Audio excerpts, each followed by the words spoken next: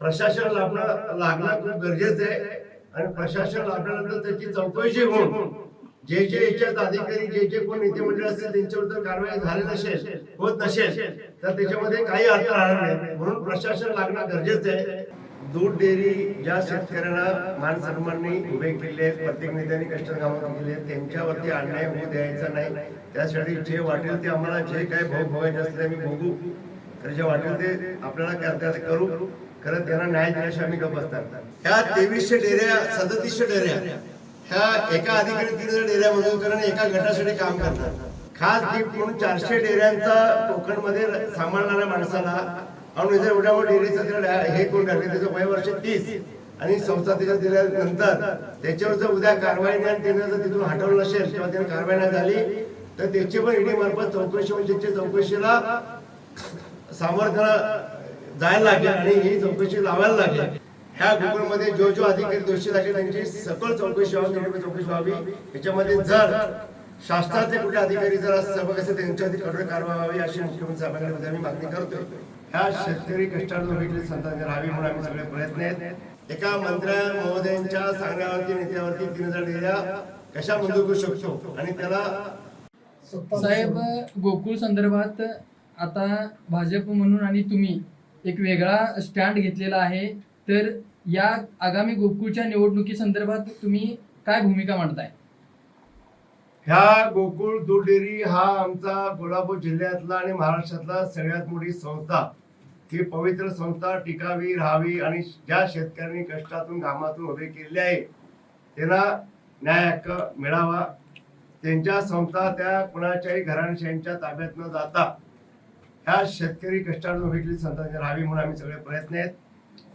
राज्याचे सक्षम आणि कर्तव्यदक्ष मुख्यमंत्री आदरणीय आमचे नेते आमचं दैवत देवेंद्र फडणवीस साहेब याच्याकडे आम्हाला मनापासून त्यांचं सहकार्य असणार याच्यामध्ये, कारण त्यांना त्यांच्या लक्षात आणून दिलं आम्ही की हा कमीत कमी पूर्वी 3800 डेऱ्या होत्या, आता 3700 नवीन डेऱ्या झालेत.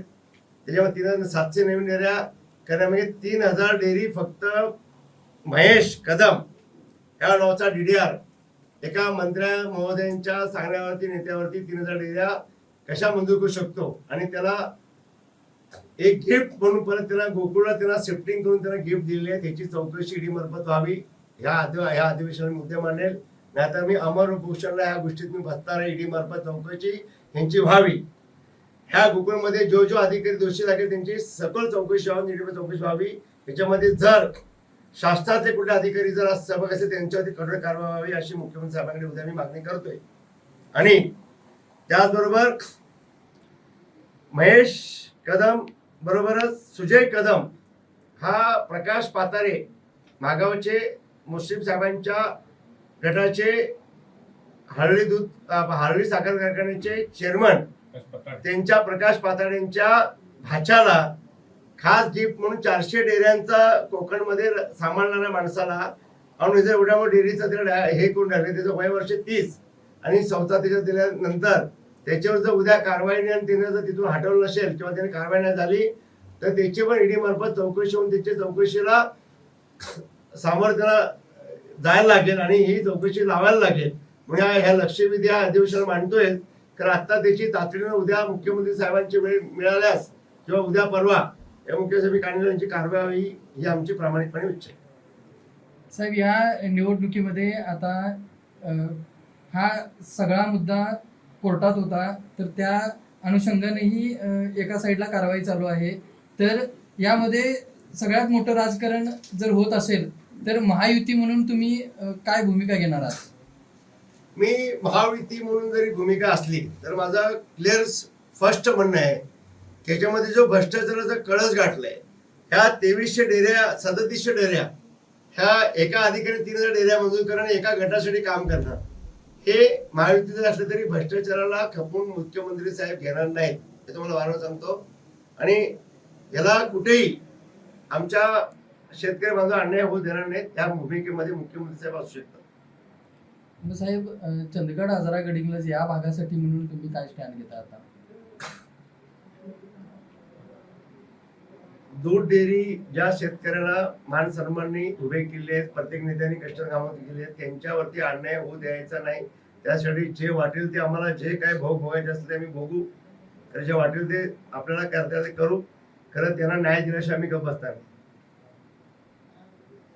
या निवडणुकीमध्ये तुम्ही क्लिअर स्टँड घेताय मुश्रीफांच्या विरोधात.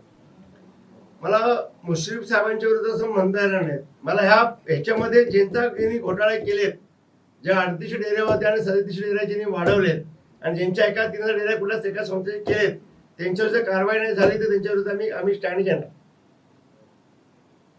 या डेऱ्या कुठल्या भागात असं स्पेसिफिक आहेत की पूर्ण करवीर आणि राधानगरी, बाकी कुठेच काय होत नाही आमच्याकडे. आम्हाला करवीर, राधानगरी आणि कागल हे तीनही दिग्गज हे गावं आणि संस्था त्यांच्या ताब्यात कायमस्वरूपी जर गेल्या तर आम्ही आमच्या इतर भागातली लोक, चंदगड असेल, आजरा असेल, गडहिंग्लज असेल, इकडं उत्तूर असेल, बाकीचे भाग आम्ही कायमस्वरूपी आम्ही संपून जाऊ.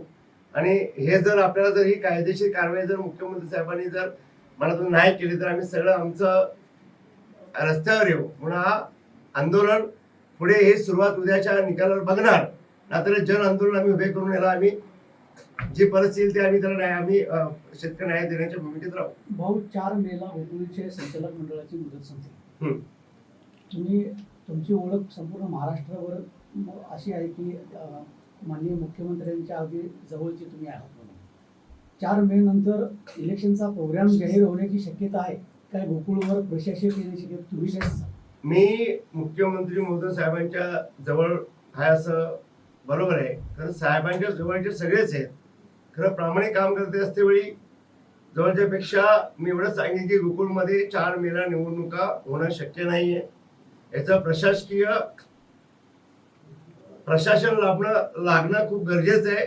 आणि प्रशासन लाभल्यानंतर त्याची चौकशी होऊन जे याच्यात अधिकारी जे कोण नेते मंडळ असते त्यांच्यावर जर कारवाई झाली होत नसेल तर त्याच्यामध्ये काही अर्थ राहणार नाहीत. म्हणून प्रशासन लागणं गरजेचं आहे.